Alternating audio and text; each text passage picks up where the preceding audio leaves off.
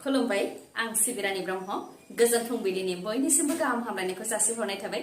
नोंथांमोननि थाखाय आं गोदान खौरां लानानै फैबावबाय अन्नानै भिडिअखौ जोबजासिम नायलांदो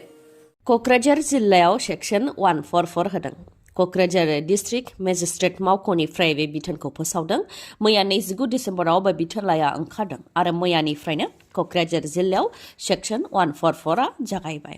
बिथोनलाइनि गेजेरजों मिथिहोनाय बायदिब्ला आदिवासी सेंगोल अभियान ASA आ रेल लामा राजा लामा होबथागोन होननानै खौरां मोनदों बेनिखायनो जाहाथे गोजोन गैयै थासारि जाया ल' एन्ड अर्डारा जाहाथे गाज्रि जाया आरो सरासनस्रा सुबुंफ्रा जाहाथे जेंनायाव गोग्लैनो गोनां जाया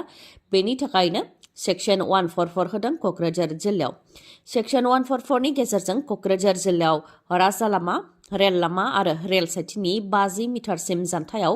गनायथि लायालासे साबानि बांसिन सुबुं थुबुर जानो मोननाय नङा गनायथि लायालासे सुबुं थानाय जायगायाव धर्ना होनाय हाबाफारि हानजा सुरनाय हाबाफारि स्ल'गान होनाय बायदिफोरखौ लानो मोननाय नङा गारियाव टिन्टेड ग्लास लागायनो मोननाय नङा माइक्र'फन बाहायनो मोननाय नङा जायखिजाया हाथियार लावथि सिखा गुलि बारुद बायदि लानो मोननाय नङा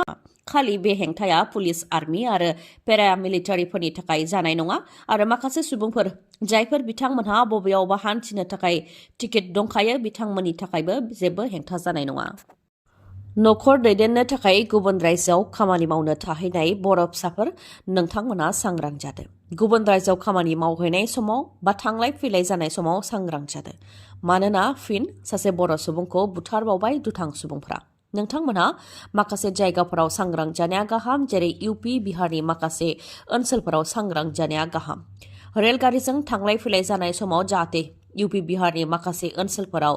रावजोंबो फंसेबो गोरायै खोथा बाथ्रा रायज्लाया बा बाथ्रा दान्थेलायनाय जाया बेनि सायाव सांग्रां जानाया गाहामसै मानोना इउपि बिहारनि माखासे जायगाफोराव सिगांनिफ्रायनो गोबां गाज्रि जाथायफोर जाबोदों फिन सासे बर' सुबुङा बुथारजादों गुबुन रायजोआव मुङा अरन्जय बर' 40 बोसोर बैसोनि बिथाङा क'क्राझार जिल्ला गसाइगाव महकुमानि सिङाव थानाय सराइबिलनि राजेन्द्रपुर गामिनि थागिबिमोन फोरमायथिनाय बादिब्ला थांनाय 3 बोसोर सिगांनो बेंगालराव खामानि मावनो थाखाय थाहैदोंमोन बिथाङा न'आव फैयैया गोबाव सम जानायलाय न'आव फैनो थाखाय बुंथि हरदोंमोन अरन्जय बर'आ आरो बुंनाय लेखायै हामसाफोर आगरतला एक्सप्रेस रेलगारिजों न' फारसे फैगासिनो दंमोन बिथाङा बेयावनो बिसिनो फन हरनानै गाव खैफोदाव दं होननानै फोरमायथि हरनायजों लोगोसे दुथांफोरा बेंखनजोब्बाय होननानैबो मिथिहोहरदोंमोन आरो जोबथायाव आं रैखा मोननाय नंला होननानै बुंथिनायजों लोगोसे उन्दै उन्दै फिसाफोर गासै 4 फिसानि बिबानखौ मोजाङै लानो थाखायबो बिसिखौ जोबथा राव बुंथि हरदोंमोन बेनि उनावनो फनखौ फोनांजाबनो मोनाखै होननानै फोरमायथिदों अरन्जयनि बिसिया अब्ला समा साननि 2 रिंगासो जाबायमोन होननानैबो मिथिहोदों फिसायनिफ्राय बेबायदि खौरां हरनाय लोगो लोगोनो सराइबिल आउटपस्टआवबो खौरां हैनाय जादोंमोन होननानै फोरमायथिदों नाथाय दसे समनि उनावनो सोरबा सुबुङा फन हरनानै अरन्जय बर'खौ थैबाय होननानै फोरमायथिहरदों आरो बे गासै जाथाया बिहार रायजोनि काटिहार जिल्लानि सुधानि स्टेशनाव जादों होननानै फोरमायथिबावदों दि दा अरन्जय बर'नि गोथै देहाया बिहारनि पुलिसनि आखायाव दं नाथाय गोथै देहाखौ न'सिम लाबोनो थाखाय न'खराव रांखावरिनि आंखाल बेनिखायनो बिटिआर सोरखारजों लोगोसे रायजो राजाफोरा जाहाथे मदद होलायो बेनि थाखायबो खावलायहरदों दुखुथिया न'खरनिफ्राय मदद होनो थाखाय एकाउन्ट नाम्बार 713602605635 आरो IFSC कड PUNB 0RRBAGB गंनै मटर साइकेलनि गेजेराव गोख्रोङै सौग्रावलायनायाव सासे बर' सुबुङा जायगायावनो जिउ खोमानो गोनां जादों मुङा रुपज्योति बसुमतारी AS 01 DB 3229 आरो AS 25W 7859 नाम्बारनि गंनै मटर साइकेलनि गेजेराव गोख्रोङै सौग्रावलायनायाव सानै सुबुंनि जिउ खहा जादों जेराव रुपज्योति बसुमतारी बिथाङा जायगायावनो जिउ खोमानो गोनां जादों बिथाङा बक'नि सिंग्रानि नहापारानि थागिबिमोन ओजोंहाय बासुदेब राभाया बे जाब्रबथायजों गोब्राबै जोखोम जादोंमोन जायनि थाखाय बिथांखौ फाहामथायनि थाखाय GMCH फारसे लांनाय जादोंमोन नाथाय दुखुनांथाव बिथाङाबो लामा ससेयावनो जोबथा हां लादों बे गिख्रंथाव लामानि जाब्रबथाया बक' सिंग्रायाव थानाय 17 नं राजा लामायाव जानो मोन्दों मिथिहोनाय बायदिबा रुपज्योति बसुमतारी बिथाङा छयगावनिफ्राय न' फारसे फैगासिनो दंमोन बे समावनो बक'नि सिंग्रायाव थानाय 17 नं राजा लामायाव गंनै मटर साइकेलनि गेजेराव गोख्रोङै सौग्रावलायनाय जाथाय जादों जाय जाथायाव रुपज्योति बसुमतारी बिथाङा जायगायावनो जिउ खोमानो गोनां जादों बिलासिपारा रेभिनिउ सार्कलनि सिङाव थानाय खुदिगाव नैथि खोन्दोआव आसाम सोरखारनि होस्रांनाय बा इभिक्सन गासै 1000 बिघा हायाव होस्रांनाय जादों, जेराव गं 286 नखरफोरखौ होस्रांनाय जादों। गं 286 नखरफोरखौ होस्रांनायनि उनाव एपिडिसिएलनि 70 मेगावाटनि सलार प्लान्ट बानायनाय जागोन होननानै फोरमायथिदों। ओजोंहाय बे गोजां बोथोरनि समाव होस्रांनायखौ लानानै मेगनाव मोदै बोहैहोदों होस्रांजानाय रायजो राजाफ्रा फोरमायथिदों दि होस्रांनायनि सिगां सोरखारनिफ्राय जेबो नटिसबो होआखै आरो न' सिंनिफ्राय गोनां जानाय मुवा बेसाद, सि जोम बायदिफोरखौबो दिहुनस्लाबनो खाबु होआखै। बे गोजां बोथोरनि समाव गथ' गथाय बोराय बुरैखौ लानानै बहा थांगोन मा जागोन बेखौ लानानै दुखु फोरमायथिदों होस्रांजानाय सुबुंफोरा। मानोना बिथांमोननिया गुबुनाव हा गैला, बे हायावनो थांनाय 50 बोसोरनिफ्रायनो थाबोदोंमोन होननानैबो फोरमायथिदों। ओजोंहाय आसाम सोरखारनि होस्रांनायखौ गोख्रों बिजाथि होदों एबिएमसुनिफ्रायबो। बे गोजां बोथोरनि समाव होस्रांजानाय नखरनि सुबुंफोरा बहा थागोन, बहा थांगोन, मा जागोन बेफोरनि गासै राहाखौ आसाम सोरखारा खालामनानै होनो नांगौ होननानै आसाम सोरखारनिसिम दाबि दैखांनायजों लोगोसे फरायसाफ्रा सोलोंथाइ लानायनि मोन्थाइनिफ्राय जाहाथे गोजानाव थानो गोनां जाया बेनि थाखायबो बुंथिदों एबिएमसुनिफ्राय। मुंख्लं नखरफोरनो 5 लाख राङै होनो खोथा होनायनि अनगायैबो नखरफ्रोमनोबो साख्रि होनायनि खोथा होदोंमोन सोरखारा। नाथाय बहाबोरो जोंखौ मोसाहोगासिनोसो दं। बे बिबुंथिखौ होदों मुंख्लं नखरनिफ्राय। फोरमायथिनो गोनांदि बिटिआर गोरोबथानि गेजेरजों मुंख्लं नखरफोरा जि राङारि अनसुंथाइ मोननो गोनांमोन बेखौ दिनैसिमबो मोननो हायाखै, जायनि थाखाय बाक्सानि मसलपुराव गेदेर धर्ना होनाय हाबाफारि लादों, जेराव रोजा सुबुंफोरानो थुबुर जादों। गोरोबथानि उनाव आरो बिसायख'थिनि समाव बिएसि, बिटिसि आरो बिटिआर गोरोबथाया मुंख्लंफोरनि थाखायनो जादों आरो मुंख्लंफोरखौ मान बावनो रोङाब्ला सावनांगोन होननानै मिथिं दावथिंफोराव दैदेनगिरिफ्रा बुंथिदोंमोन। नाथाय दिनै मुंख्लं नखरफोरनो अनसुंथाइ होनो हायाखै होननानै फोरमायथिदों। बाक्सा आरो तामुलपुरनि 935 मुंख्लं नखरफोरनो 5 लाख रांनि अनसुंथाइखौ दिनैसिमबो होनो हायाखै होननानै फोरमायथिदों। थांनाय 2017 मायथाइयाव जेब्ला सर्बानन्द सन'वालआ आसामनि गिबि मन्थ्रिनि बिबानाव दंमोन, अब्ला बिथाङा मुंख्लंफोरनो अनसुंथाइ होनो खोथा होदोंमोन। बै समनिफ्रायनो मुंख्लं नखरनिफ्रा नेगासिनो दं, नाथाय दिनैसिमबो मोननो हायाखै होननानै फोरमायथिदों। बेनि अनगायैबो फोरमायथिबावदों दि बड'लेण्ड सोमावसारनायाव गोबाङानो फिसाज्ला खोमानांदों आरो गोबाङानो फिसाय खोमानानै लानो गोनां जादों। जों मा खालामनानै जानो होननानै बुंथियो बिथांमोना। बेनिखायनो मोननो गोनां अनसुंथाइखौ मोनोब्ला नखरखौ नायनो थाखाय माबा मोनसे खालामनो हागोन। नाथाय दिनै मोनगोन गाबोन मोनगोन होननानै सोरखारा मोसाहोगासिनोसो दं, जायनि थाखाय धर्ना होनाय हाबाफारि लानो गोनां जादों होननानै फोरमायथिदों। आरो उननि समावबो धर्ना होनाय हाबाफारि लालांनो गोनां जागोन होननानै बुंथियो बिथांमोनहा। नलबारि जिल्लानि गंसे पेट्रल पाम्पआव दुंहाव थासारि। माखासे सुबुंफोरा फैनानै पेट्रल पाम्पआव बुफाय बुसि खालामफैदों। नलबारि जिल्लानि खग्राबार पुलिस थानानि सिङाव थानाय अहमा एनार्जी स्टेशनाव जादों बे जाथाया। पेट्रल पाम्पनि मावथिफोरा फोरमायथिनाय बादिब्ला मोनानि 7:30 रिंगासो समाव माखासे सुबुंफोरा पेट्रल पाम्पआव फैनानै गोथार बर'दिन सानजों लोब्बा लाखिनानै पेट्रल पाम्पआव साजायनाय क्रिसमास ट्री,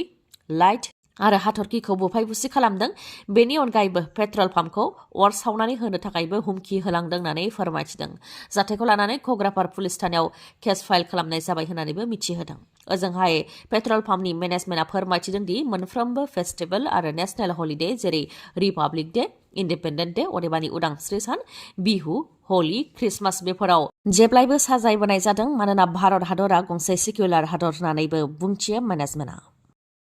बास सालायग्राफोरनि थाखाय मिरु सोरखारनि गोदान आयेन। लामा सामायाव जुदि जाब्रबथाय जायोबा बास सालायग्राया मेजिस्ट्रेट नङाबा पुलिस थानायाव खौरां हैनो नांगोन। जुदि खौरां हैयाब्ला आरो जाब्रबथायाव जोखोम जानो गोनां जानाय सुबुंफोरखौ देहा फाहामसालि फारसे लानानै थाङाबा बास सालायग्राया साजा मोनगोन। साजाया जाहैबाय 10 बोसोर जोबथेसालियाव थानायनि साजाजों लोगोसे 10 लाख रांनि जुरिमानाबो जानो हागौ। बेनिखायनो बासआ जुदि जाब्रबथाय जायोबा मेजिस्ट्रेट नङाबा पुलिस थानायाव खौरां होयो, बेनि थाखाय बुंथिदों। नाथाय बे आयेनखौ गनायनानै लानो राजि जायाखै अल आसाम डे नाइट सुपार बास ड्राइभार इउनियननिफ्राय, जायनि थाखाय बिथांमोना धर्ना होनाय हाबाफारि लादों आरो मिरु सोरखारनि बे आयेनजों बास सालायग्राफोरा दि रैखाथि गैया बेखौ मोनदांदों बिथांमोना फोरमायथिदों दि लामा सामायाव बासआ जाब्रबथाय जायोबा गिबियाव बास सालायग्राया गावनि जिउ रैखाथिनि थाखाय साननो गोनां जायो। मानोना रागा जोंनाय रायजो राजाफोरनि आखायाव गोग्लैयोबा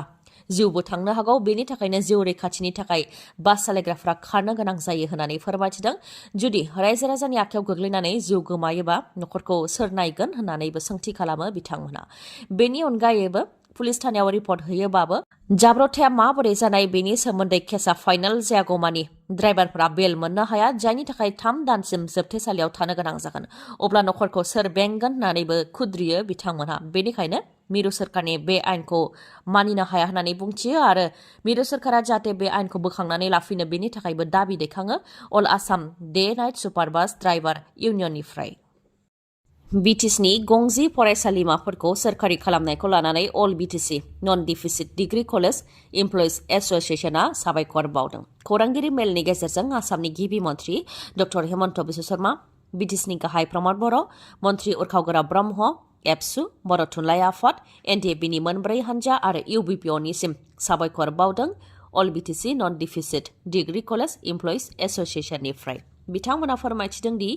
थांनाय 35-40 बोसोरनिफ्रायनो दान बान्था गैयालासे भेन्चार फरायसालिमायाव खामानि मावबोदोंमोन दा बिचार गोरोबथानि 6.3 दफानि गेजेरजों गंजि फरायसालिमाफोरखौ सोरखारि खालामनाय जाबाय जायखौ लानानै गोजोननाय मोनदों होननानै फोरमायथिदों नाथाय अल बिटिसि नन डिफिसिट डिग्री कलेज इमप्लयिज एसोसिएशननि सिङाव 15 फरायसालिमाफोर दंमोन आरो गौथुमनि बायजोआव अदेबानि एसोसिएशननि बायजोआवबो बिटिसिआव माखासे भेन्चार फरायसालिमाफोरबो दंमोन जाय सोरखारि जानायनिफ्राय थालांनो गोनां जादों होननानै फोरमायथिदों बेनि अनगायैबो सोरखारि जानाय फरायसालिमाफोरनिफ्रायनो माखासे फोरोंगिरि आरो फोरोंगिरि नङै स्टाफफोरनाबो सोरखारि जानायनिफ्राय थालांदों बेनिखायनो बिथांमोननिखौबो थाबैनो सोरखारा जाहाथे सोरखारि खालामनानै होयो बेनि थाखाय खावलायो आरो बिथांमोनखौ 1 सप्ताहनि गेजेरावनो सावरायनो थाखाय लेंहरनाय जागोन होननानै प्रमद बर'आबो खोथा होदों होननानै फोरमायथिदों आरो सावरायनायनि गेजेरजों मा राहा लानो हायो बेनि सायाव थांखि लानाय जागोन होननानै प्रमद बर'आ खोथा होदों होननानैबो मिथिहोदों गौथुमनिफ्राय गोदान मटर साइकेल बा स्कुटि बायनो गोसो दंब्ला नोंथांमोननि थाखाय मोनसे गोजोनथाव खौरां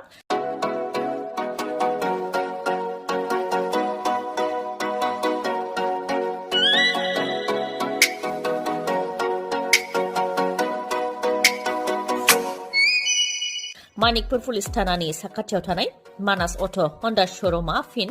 नोंथांमोननि थाखाय गोजोनथाव खौरां लानानै फैदों गोथार बर'दिन सानजों लोब्बा लाखिनानै बायदि बायदि अफार फोसावदों मानास अट' हन्डा श'रुमआ अफारफोरा जाहैबाय जायखिजाया मटर साइकेल बा स्कुटि बायोबा नोंथाङा बेसेन नाङालासे गंनै हेलमेट मोननो हागोन लोगोसे बेसेन नाङालासे 5 लिटार पेट्रल मोननो हागोन आरो बेसेन नाङालासे गोजां बोथोरनि थाखाय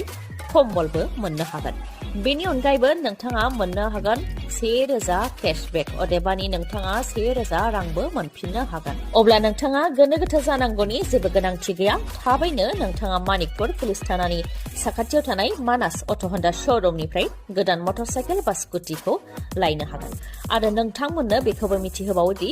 जायखिजाया कम्पानिनि गोजाम मटर साइकेल बा स्कुटिखौ सोलायनानै नोंथाङा गोदान मटर साइकेल बा स्कुटिबो बायनो हानायनि राहा दं बे श'रुमाव बेनि अनगायैबो नोंथाङा गोजान जानथायनिब्ला हम डेलिभारि खालामनायनिबो राहा दं बे श'रुमाव आबुङै मिथिबावनो थाखाय 7002601255 नङाबा 9101272776 बे नाम्बाराव खौरां लाहरनो हागोन गोजोन्थों दिनैनि खौराङा एसेनोसै गाबोन आरो गोदान खौरांजों लोगो मोनफिनबावगोन नोंथाङा दासिमबो आंनि चेनेलखौ साबस्क्राइब खालामाखैबा अन्नानै साबस्क्राइब खालामदो लोगोसे लाइक कमेन्ट आरो शेयार खालामनो दाबाव गोजोन्थों